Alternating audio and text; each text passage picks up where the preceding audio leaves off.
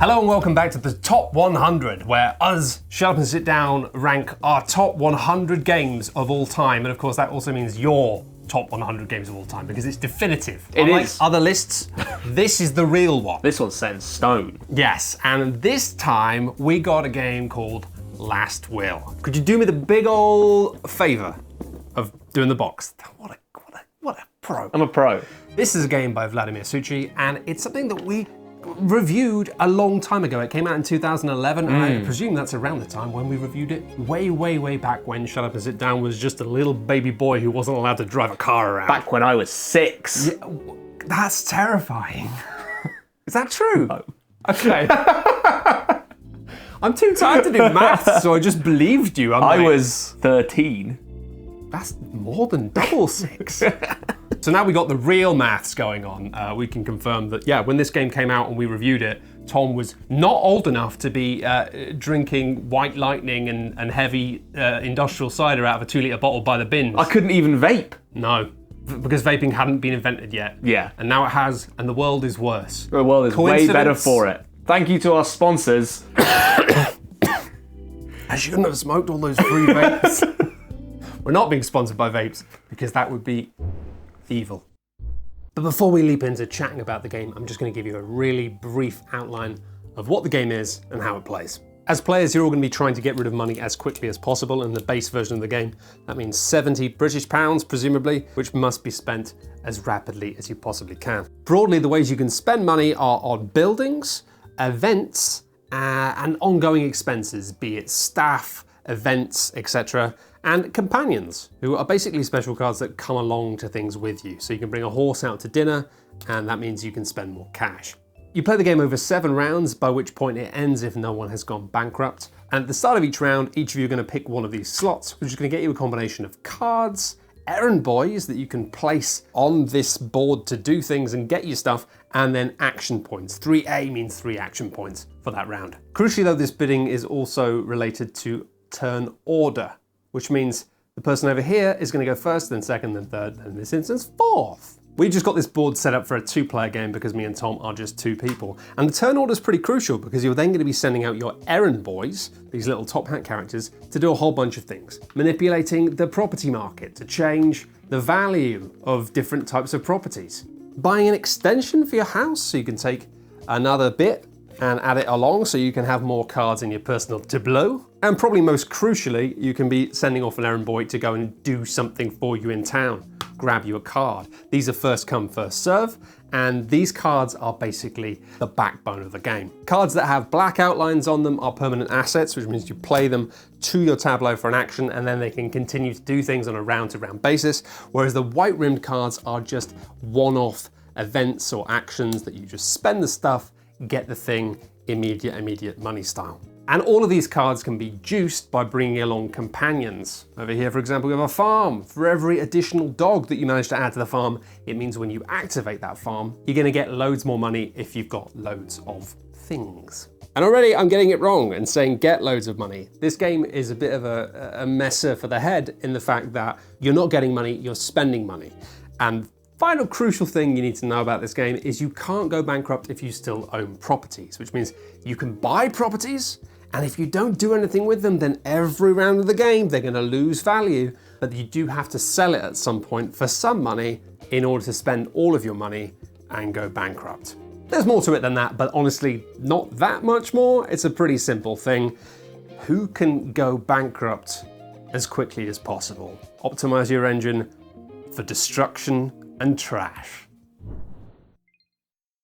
Going back in time to before the existence of adult Tom or vaping, this is a game very much from a different time. It really is. And you know, I think one thing I will say straight away was obviously 2 to 5 players, 13 plus, which meant you would have been able to play it Yay! just legally. Yeah. The board game police would not be in your Just about. house and yard. But I would say 45 to 75 minutes. We now live in a world where I think it's safe to say whenever you see any recommendation for time on the box. It's wrong. You don't trust You it. add like an hour. Innately, yeah. But actually, when we played this, it was about 40 minutes with For two people. players? Yeah. Yeah. Which is like, it's a very speedy, nippy little game. Now, obviously, It is. when this came out way back when, we reviewed it, I loved it. This is actually one of the games where we were just at the point with Shut Does It Down, where we were kind of getting a bit like, kind of becoming a big deal Whoa. on the internet. Okay. And I say that because we had started to realise that after we reviewed games and were positive about them, they sell out. So this was a game that I bought this with my own money before the review went before out. the tide. As a form of like insider trading, because I knew it would sell out. Which is kind of fitting for the game in a strange way. Right, it is. Yeah, because then it sat on my shelf for years and I've played it maybe 2 or 3 times in that last 15 years, which again, perfect. And the maintenance costs have been relatively chill, I imagine. So this is a game where you are trying to spend money as quickly as possible. Yeah. You have the ability to get the money in your uncle's will, but only if you can prove that you are the best at spending money best badly. spender. So it's a game where like you have this like tableau of cards that you're going to be able to build out. Yep. You'll be buying new cards, spending things, but basically you're just trying to like run an engine that runs you into the ground as quickly as possible. Yeah, you are. In a silly way that involves bringing old friends. Here they are. These are all Matt's old friends. Yeah, they're I was my sat old over friends. there. Look at my terrible farms and all of Matt's incredibly profitable or not profitable old friends. Well, this is the first time that Tom's played this game. And because of that, he hadn't really got the bite point of realising that you need to sell your properties. You do. Because if you don't, you can't go bankrupt. I don't know if that's true in real life. But as a bit of an old hand, I just partied. I had so many friends. Yeah. I was just basically drinking champagne with a sailor. Yeah. 24/7. You were going crazy. And I had a fun time. Yeah, this old friend spends money as well. This old friend is a legend. I've got loads of old friends, which is kind of sad. It means do old friends count as friends? Where are your new friends? Exactly. All right. You're taking him? Oh yeah. You got real excited. I got too excited and I forgot everything that was happening. Party time. It's action time. Okay. So I've got only one action, but you I've don't. got the trio. You have 4 actions. Got the trio of old friends. Very good. Who are here. Hello. I hate these guys. Also, I didn't use my hectic day from last time. So it's time to have a hectic So day. I've got 6 actions. Wow. That's me riding around with a trumpet and a penny Declaring your farthing. day so very hectic. Get out of my way. I like it. Tom, what did you think about this game? I'm playing it for the first time this year when it came out 15 years ago. I thought it was okay. Tom's a harsh critic. Praise indeed. Tom's a Praise harsh critic, indeed. so actually okay is not that bad. Most people's okay would be Tom's like bad. I think that it's a weird game because I still can't get over the fact that I think if you just made this a game about getting points, it would be really dull. Yeah. And the only thing that makes it not really dull is the fact that you're spending money rather than making it, maybe? I agree with that. I think it does so much, like, the theme is where the whole game kind of sits, and the actual mechanics are kind of, like, a little bit dusty and old for my tastes, at least. Yeah, there's definitely like, it's a simple game. It's very simple. Is the funny thing. I think this is an interesting one for me because it has the presentation now of being like a hobbyist game. And it's in a big box, Relatively, yeah. and it's just cards. And yeah, Mostly. it And is. some money. Although I must say, the player boards with the additional player card slots, there's some stuff about this game there's a lot about this game that feels very dated. Yeah. You know, I've got to point out the fact that the companions are like a chef, a horse, a dog, and a guest. Many of the and same guest lady. is just a lady, so which does imply that we're all just men. Again, I think there's an element of this with it where it's a bit similar to like Ladies and Gentlemen, a point to which it's excused because of the fact that it's like some sort of farce, and these are not positive qualities. They're not good people that No, you're no, partying no, with. no, no. You're not a good person No. for spending all this money in such ridiculous, ostentatious ways. Exactly. And there's lots of like fun flavour on some of the cards. Like I had a dinner that got me cost me extra money, got me extra points if I had that dinner with a dog. Yes. And like my personal with a horse as headcanon well. of that is with a horse is that I had dinner with a horse. Yeah. I'm going to place it here, and I'm going to buy myself the Gentleman's Club. Very good. Very good, sir. Very good, sir. And then I'm going to place another one here, and I'm going to take the steward, I think. Yeah. Actually, A steward. no, I'm not. I'm going to take this one. All right. The one that lets Breeders' you Fair. one off, whack some animals into a... Whack some dogs and horses into my farms. Don't wax a horse. I'm never gonna wax It's a so horse. much easier to shave it. All right. Can I spend an action to put a horse in here? Yeah, you Yep. can. I'm going to do that. I'm going to put a horse in there. My word. And that's my horse gone. Get him out of here. That's dangerous. Get him out of here. Yeah, it tells you to put these in the discard piles for the game, but like just... We're just throwing them. Yeah, like if we need them again, we'll work it out. Which we may do. We might, because you have been ripping through those I've companions. been burning through... Are you a dog? Yeah. You a dog? Are you a dog? Are you a dog? Get out of here. Are you a dog? And I think that like it's weird because there are some things about this while I look at it, and I was saying to you, like, I think there are some things that are really still quite neat. Like some of the iconography in this is really nice and clear. Right. And some of it is a bit bonkers. Yeah. In a way that like, I really enjoy the almost like the little thing of having the board where you slide the cards up and down to show you if you've activated them that turn. It's like, cute. It's like if you're gonna have a board to put cards on, Make which in it a- games you often do. Make it a little DJ deck. Why Yeah, not? like often you just get games where it's like, and here's your player mat to put your cards on. You're like, what's this for? Yes. And the answer is nothing. Whereas at least you've got little arrows you can cover up, and I like that. It does something. I feel like there's a lot of, like, it is, although the actual, like, moment to moment of it is just both of us running a tableau in parallel. And I think that's kind of maybe where the wheels of it fall off a little bit for me, in that I felt like some of the interaction between me and you was a little dry, a little dull. Yeah. Like, there's this kind of interesting market system you've got going over here, where in the 2-player mode, you block a space and then you take a space. But all of the spaces kind of felt a little bit much of a muchness in comparison Yeah. to each other. Like, I would block the 4-action space so you can get it, so you took the 3-action space. Yeah. Yeah. And there's also, like, digging through these decks to find out your little combos is kind of, I found it, I don't know, a little swingy, a little random, a little strange. I just needed 2 dogs, and I drew 7 cards from this deck, and I found 1 dog. And I have 7 companions, please. You want all companions? Yes. Okay. What's the hand limit? There is no hand limit. It's just you have to go down to 2 That's fine. Wait, so there is a hand limit. It's 2. at the end of the round. Okay. So the hand limit's 2. Yeah, but so I had 3 cards, so I should But be it's down not to like 2, you yeah? have to discard. Okay, so you have to go down to 2 now. Yeah. So yeah, I mean, you know, it's 2. It's 2. It's 2. It's 2. What's the hand limit? I guess you could say it's 2. But you've chosen to have 7 companions. And hopefully you find at least 1 animal that you want. That's what I was after. Smashing, fantastic. All of these slide back down. Yep. Which means we like deactivate the cards, and because I didn't activate this card, the value goes down. My townhouse that I bought is already falling into disrepair.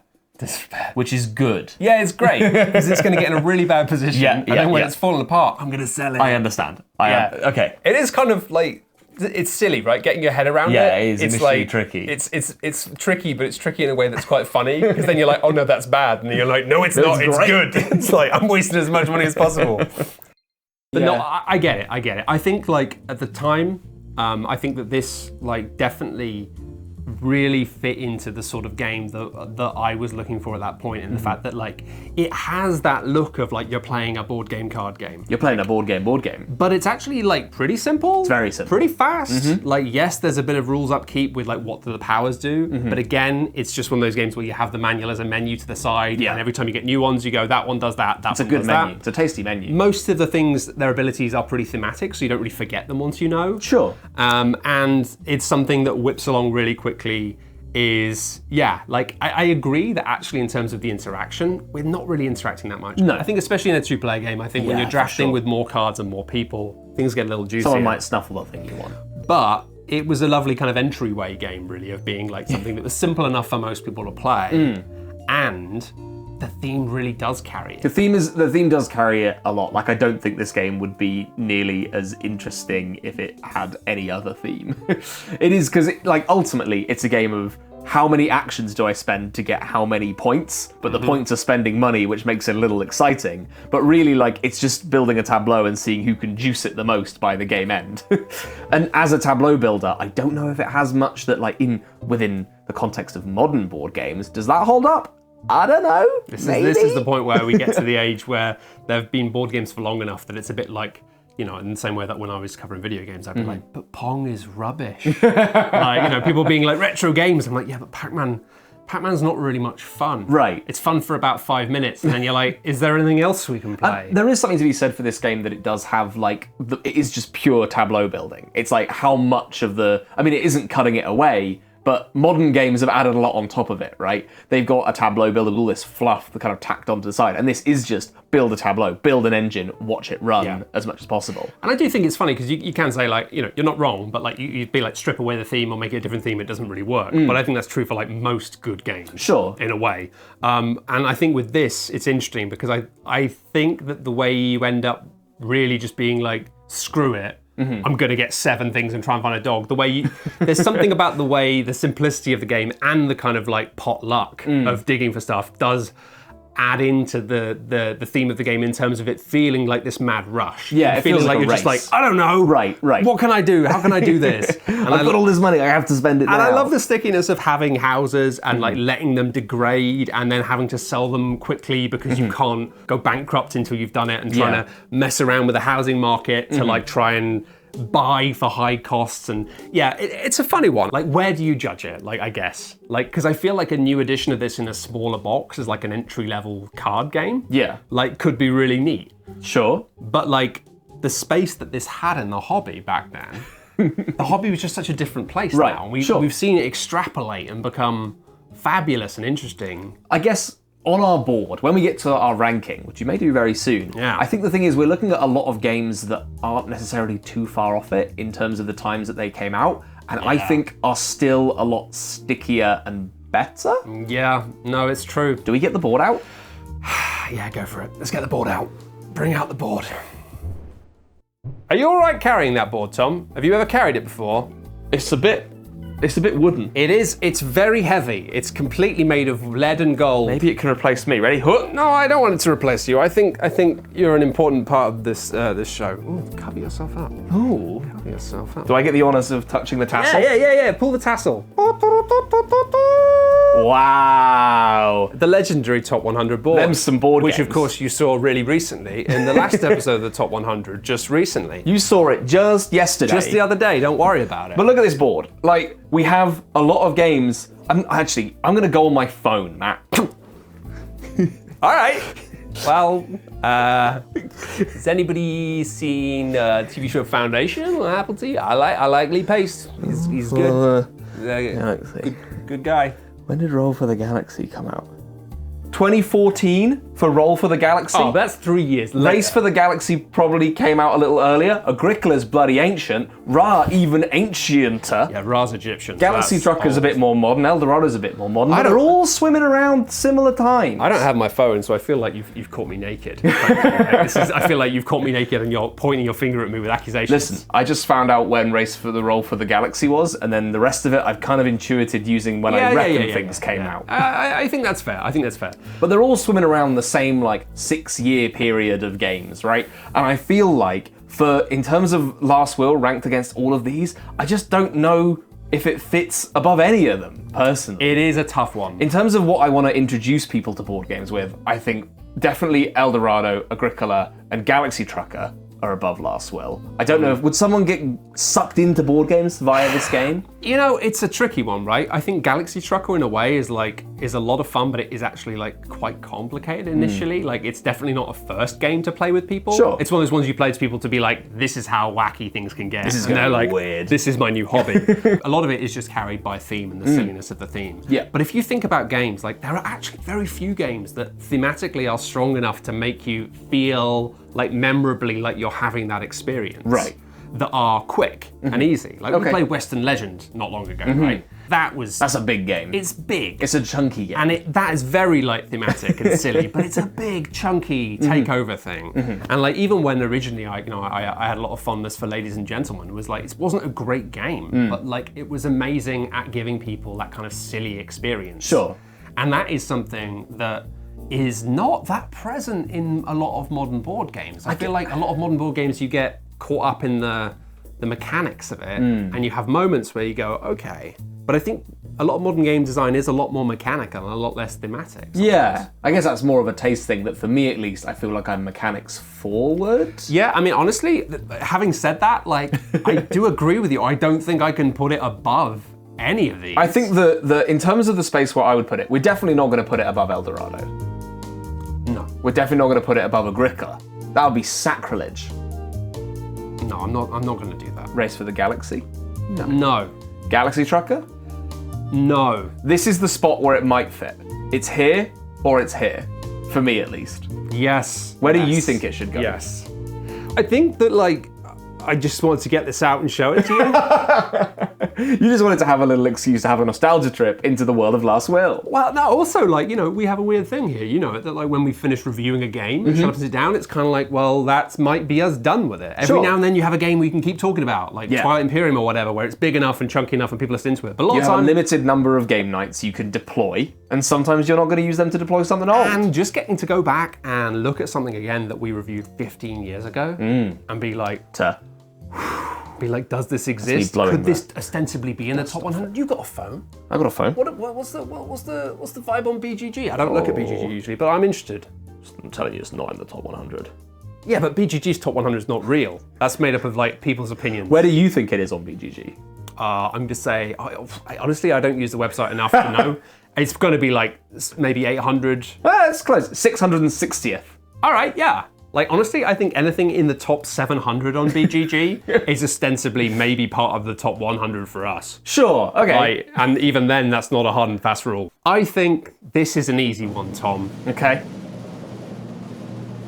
It's definitely the least good. You might have seen my eyes visibly widened as you swung it up here for a bit. And I was like, I'm just messing with you. No, I can't disagree with you. I think, like, I like this game. it's nice. It's nice to go back to it and be like, I love this back in the day. Yeah. And like, now I'm like, yeah, this is a fun game.